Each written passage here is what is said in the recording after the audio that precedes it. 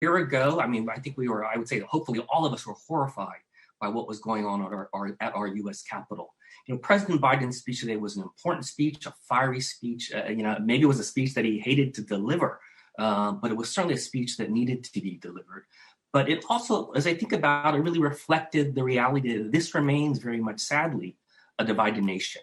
That even though there was some talk of unity, it was not a speech that really sought to reach out with a kind hand to bring people together. But maybe the feeling remains that it is too soon for that. And that's something sad for America. President Trump, or former President Trump, have you noted, and others have talked about, was this a political speech? In too many ways, so much that goes on now in Washington is focused on the upcoming midterm election, a key political moment in President Biden's administration.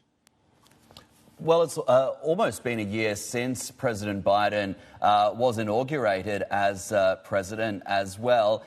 We know that he's made a number of policy shifts and has done a lot when it comes to trying to stimulate the US economy with big spending packages, but he's not got everything that he wants as we move towards the midterm elections.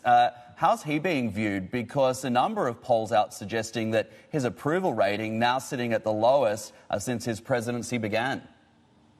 Yeah, I look at those same polls, and if I were in the White House, I need to think through what can be done to address what remains the key topics, I think, for the average American, in my family and others. It's all about COVID-19, and it's all about jobs and the economy.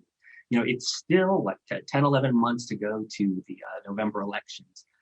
But clearly the polls don't look good for the president at this moment. But 10 months is a long time in the world of politics here in Washington.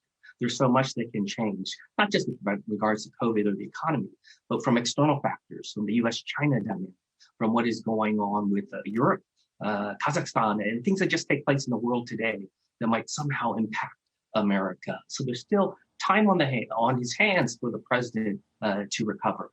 But again, the polls don't look good, and tradition shows that at a midterm election, the incumbent president does not do well. His party does not do well.